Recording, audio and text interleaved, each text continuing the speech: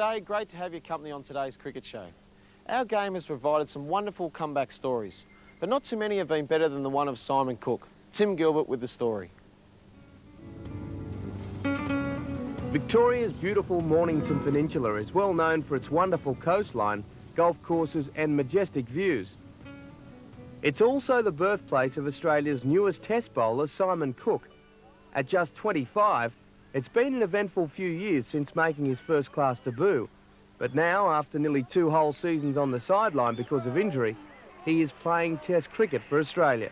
He had a very bad injury, a very bad break of the, in the foot region, which most of us heard on the field in that game. And to come back from that, to play first-class cricket's a great effort, and to make a Test team is even more outstanding. So it's a great tribute to him. Cookie turned 21 during his opening Shield match for Victoria, and for the next few years things were okay.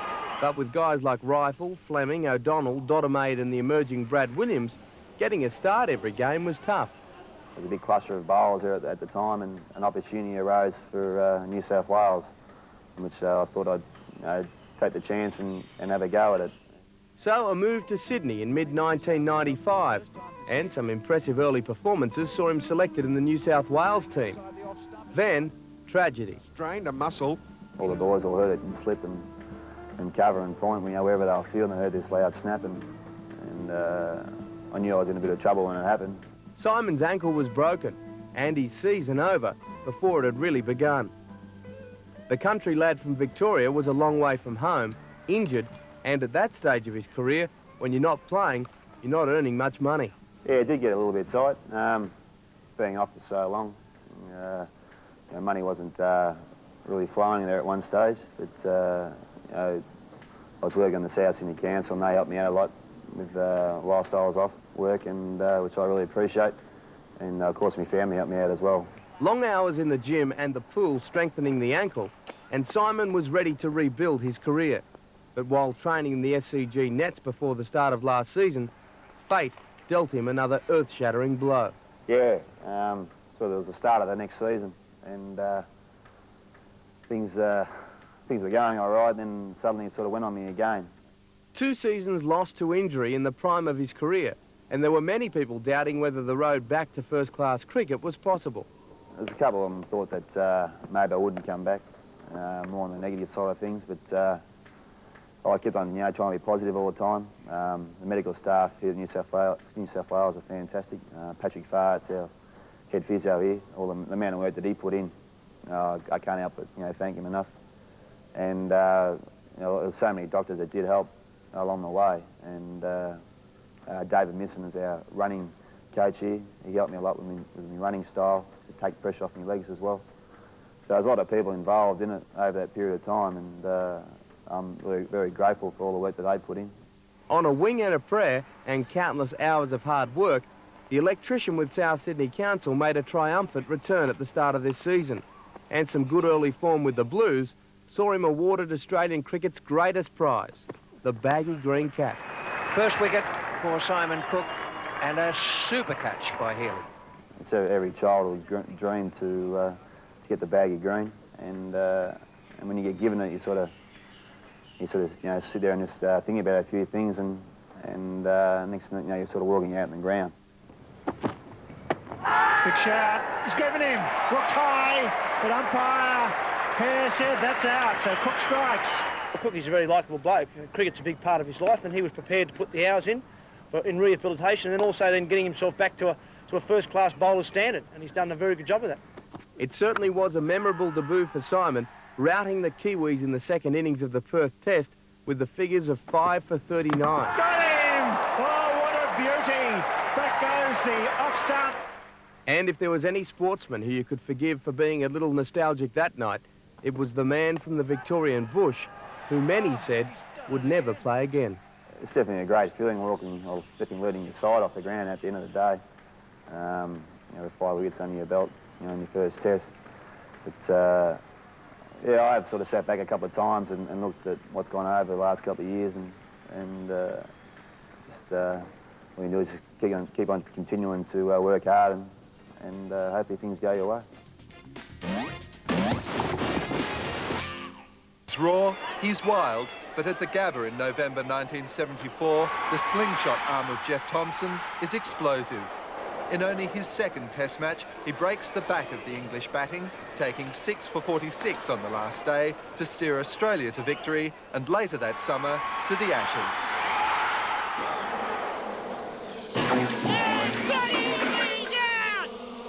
Take a very close look at this cricketer. Recognise him? No? Well, here's a clue. He's not famous for his cover drives for the Sunshine Coast Scorchers. This is Mark Kratzmann, who only a few years ago was one of Australia's top tennis players. There it is! Australia is through to the final. A former Wimbledon and US Junior champion, Kratzmann had 10 years on the Pro Tour until a crushed disc in his back brutally ended his tennis career. He was only 29 years old. The diagnosis sounded like a sporting death sentence. It's easy now, 2.5 years or 3 years down the track, but at the time it was hell. I couldn't think of anything worse than not being able to play sport professionally, like at a good level. So yeah, it was a tough time to cope with, and a lot of people that were around me at the time probably didn't want to be around me. So when you've been a sporting celebrity and a jet-setter for a decade, life as a civilian was a shock to the system. So how did he cope? I went through about 6 months of absolute write myself off party, just getting smashed. So kids don't do that. It's tough to get out there and do some work, that's for sure, but... Living in the paradise of the Sunshine Coast in his beloved home state of Queensland, Mark still desperately needed a competitive sporting outlet. A mate suggested he should try out at the Maroochydore Cricket Club. So were you worried about your back? Did you think, my back's probably not going to hold up to this either? Yeah, yeah, a little bit, but once I looked at the fitness levels of the Australian cricketers, then I realised, no, guys, you're right. You'd be able to keep up. I should be able to keep up, but no. I just figured that if I can field in first slip and get out there and have a bit of a hit, then I'll be all right. I try not to run much when I'm batting. So you try and hit fours or sixes? Yeah, sixes are better. Yeah. Better show. Yeah, better show, but... Mark had captained the Queensland schoolboys team, but that was a distant memory. So you arrived back on the cricket scene, big tennis star playing local cricket. What sort of sledging went on? Oh, I had a lot of nicknames. Some of them aren't repeatable, but ones like, well, Hollywood. I mean, that's a good one, because they reckon when a catch would go up in the air, I used to go like this and then catch it. And so I got a fair bit of sledging, and as of late, you know, it's been chubby and tubby and different things like that. So you are trying to get into the Australian side, there we go. So I'm working on it, but well, I don't think I'll catch up to Shane Warne, but anyway. Do you think that you were a real target? Do you think that they really wanted to get you? This side of my body, because I'm left-handed, was just every weekend there'd be bruise.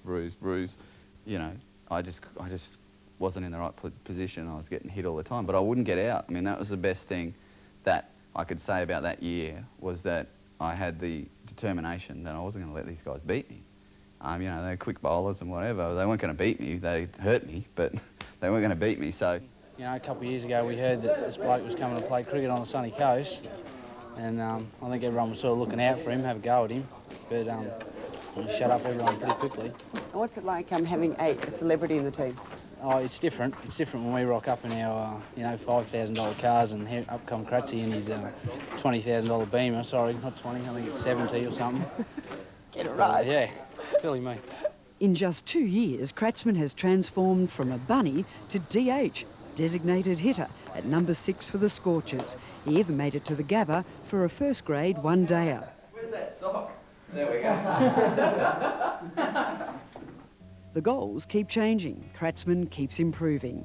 At home amongst his treasure trove of cricket memorabilia, Mark finds plenty of inspiration. Got Healy's jersey from World Series game, which I washed before I put it up there.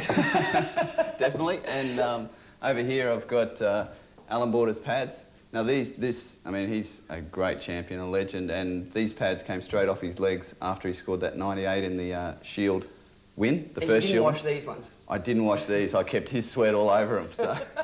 Where do you intend to go in cricket? How far do you think you can Well, go? I want a first-grade 100, definitely. Brisbane first-grade 100 is a goal. It's on my mirror, and it should be on the fridge, but I haven't put it there yet. But it's on my mirror. I see it every day of my life. And after that?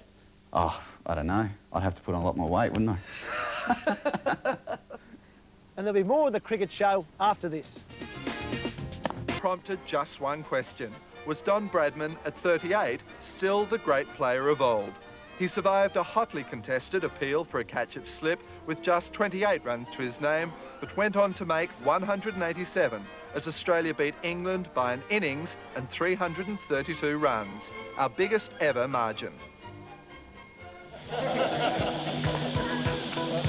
You won't find too many former internationals playing grade cricket in the New South Wales city of Newcastle.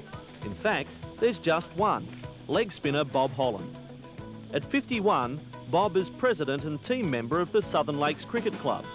For Dutchie, the lure of battle each Saturday through summer is still too tempting to shun. I like to think I'm still a competitor. I enjoyed the competition. I'm playing second grade cricket here. It's a step down from first grade. But, you know, I find that the second grade's still competitive for me now. There's still a lot of young guys on the way up and a few of the ex-first graders on the way down. The games are good. They're all usually close and it's still a competition. There's been no finer ambassador of the Southern Lakes Cricket Club, for it was 1984 when Bob became the centre of attention in Australian cricket. The player, described by one journalist as the unobtrusive leg spinner from Newcastle, was called up to make his Test debut at age 38. Oh, I think playing Test cricket for Australia, that was fantastic. The selection for Australia and actually playing in a Test match. I always regarded myself as a club cricketer who played some representative cricket, and you know, I was pretty happy to get to state level and then on to Test level. So the actual selection for Australia, I think, is a special thing. In a period when all was not rosy in Aussie cricket, Holland provided fans with a reason to rejoice in only his third Test. Against the might of the West Indies, at the time unbeaten in 27 matches, Bob's guile on a turning SCG wicket ripped the heart out of a most potent batting lineup. The scalps of Richards, Lloyd, Greenwich, Haynes, Gomes and Dujon would all be gathered in a 10-wicket man-of-the-match haul. There was actually a bit of pressure on us at the time because two slow bowlers, and so there was an expectation there that we should do well, and so that put a bit of pressure on us. But it was still nice to get some wickets in that game. Bennett taking a brilliant catch off the bowling of Bob Holland. Holland gets his 10th wicket for the game, 6 and 4. I do have some video of it. I don't sort of switch it on at home, but I've been to a few functions, particularly in the last 2 years, where people have actually showed parts of the video during the function, you know, so I've had a chance to look at it again. In fact, I went to a function at Gosford just recently where they played it all back to front and I was bowling left arm, so that was pretty interesting. While the memories of his efforts may be a little hazy for some, Bob can reflect on an 11-match Test career, along the way collecting 34 wickets, including a bag of 5 at Lord's. While Bob won matches with his bowling, the same could not be said of his batting. Bob Holland was the quintessential number 11. In fact, he holds the record for most consecutive ducks in Test cricket, 5. I'm happy you've raised that. I thought people might have forgotten, but I'm just waiting. Somebody will get more than 5 ducks in a row one day, you know, it'll definitely happen. I might add, I think 2 of those were not batting at number 11. 2 of those were, well, I shouldn't say as night watchman, you know, so it was a complete failure as a night watchman, but one of them was actually batting at 3 for Australia, so I'm not completely unhappy about it. And you got some bad calls though too? Oh, well, no, not really. I think an LBW in England, I can remember, I think I was walking before the umpire put his finger up. And alas, not much has changed. Despite his status in the game and role as club president, Bob still finds himself called upon only at 9 wickets down in the Southern Lakes second grade lineup. What about it, Bob? Will today be the day for Bob Holland with a bat? Oh, it's probably similar to many other opportunities I've had where I've not come through, so... But there's another opportunity here. I'm keen to give it a try. Does experience count for plenty when you're batting at number 11 for the Southern Lakes side? It does help a little. You know, I usually manage to stay in for a couple of overs, but then it's the same as every other game.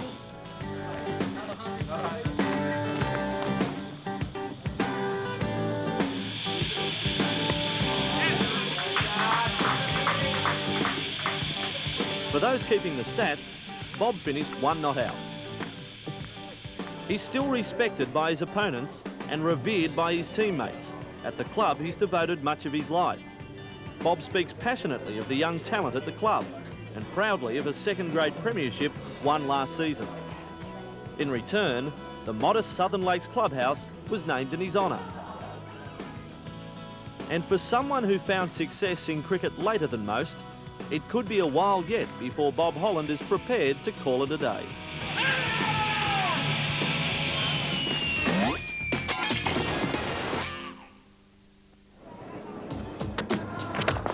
That's a good shot. Hit straight and hard. That is a great shot. That's 6. Just the fun, the enjoyment of cricket. I mean, if I didn't enjoy it, I'd probably retire tomorrow. I mean, it's just one of those things. I really enjoy playing cricket, have a lot of fun. I enjoy the challenges that go along with it. The people, and you meet so many friends and so many people doing it as well, and you get to travel, which is great. You know, it's a great job. It's something you really enjoy doing. So I must admit that you know, as long as I'm still enjoying it, I'll keep doing it. Decades from now, you can almost hear the sports trivia questions. Name the youngest player to score 1,000 runs in a season, or the most exciting batsman never to play a test. Sadly, Darren Lehmann could end up the correct answer to both. Why haven't they picked you? Good question. I don't know. If you can answer it, you can answer it, I suppose. But you know, there's a lot of theories about Adelaide Oval, etc., going around. But I mean, Adelaide Oval is probably one of the hardest places to bat at the moment, the way the wicket's been going. So I've just got to keep making runs and hopefully get picked one day. In the brief overlap of Darren's career with David Hookes, few balls went unpunished when this pair of left-handers was at the crease for South Australia.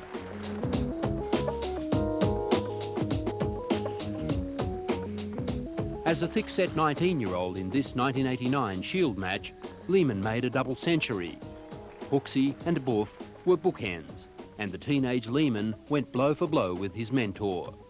When Hookes and Lehmann come to the wicket, and it was, say, Friday afternoon or Saturday afternoon, if they said on the radio that Hookes and Lehmann were batting, then the crowd would just flock down to see them, because they were a treat to watch. They'd belt the ball from wherever to wherever, and as quick as they could. Each move in Trevor Lehmann's police career was another stage in his son's early cricket development. Known to most around Adelaide as Miami Vice, Trevor Lehmann began by paying his only son 10 cents a run. When he was about 8, we'd just come back from Whyalla as a policeman, and I was joined the CIB at Elizabeth, and he went and played his first game of cricket for Sandy Creek, and he was playing under 13s, and he batted number 6 for the day, at number 6, and he made 10. The side was out for 26. And he said to the captain, he says, hey, this is not on. He says, I've made 10, I'm batting at 6, and he was not out at 10. He says, I want to open up the innings and bat from there on. I think that year, after he opened up, he won the Association Batting Trophy for the most runs scored. He just continued to hit the ball, and he hits it hard and likes to hit 4s and 6s. There's one. That is smashed, and it is well over the fence, short of a length, and Darren Lehmann departs it out of the ground. There's no doubt Darren's rising star caught the eyes of the national selectors. Early in 1990, just as he turned 20, he carried the drinks in a test against Pakistan. Just got a phone call last night about 11:30. Yeah. And what was your initial reaction? I guess you were... Oh, I thought it was just a practical joke. A year later, Darren took a ball in the left eye not far into a 3-season contract with Victoria. On figures alone, those 3 years remained the leanest of his first-class career.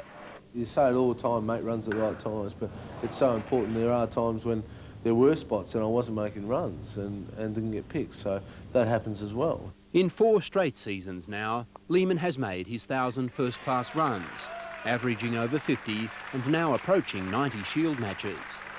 This consistency is at odds with his popular image as a dasher. I like playing the 4-day game a lot more than the 1-day game. I like playing them both, and the 1-day is obviously very exciting for a lot of people, but it doesn't give you a true indication of you know, one's cricket ability, because you can get some mediocre players that do well in 1-day cricket. But you know, the 4 days and the 5 days, you've got to play well each time, and there's so many different variables that come into play. So those sort of games I find a lot more challenging to get a result in and play well in. Last year, Darren took his young family to Yorkshire for an English county season. This ton at Surrey, one of 4 he plundered off those friendly northern strips. He made 10 50s and goes back next year with another companion. Both of you over there, you'll do some damage. Hope so. Still only 27, Darren is a leaner cricketer who works harder on his non-batting game. But essentially, he hasn't changed from the slightly non-establishment figure he's been for most of his career.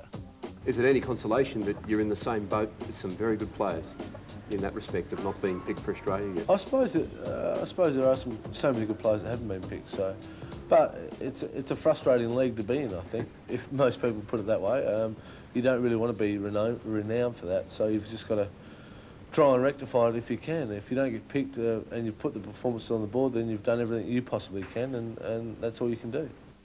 Well, we've pulled stumps on another edition of The Cricket Show. We'll see you again next time.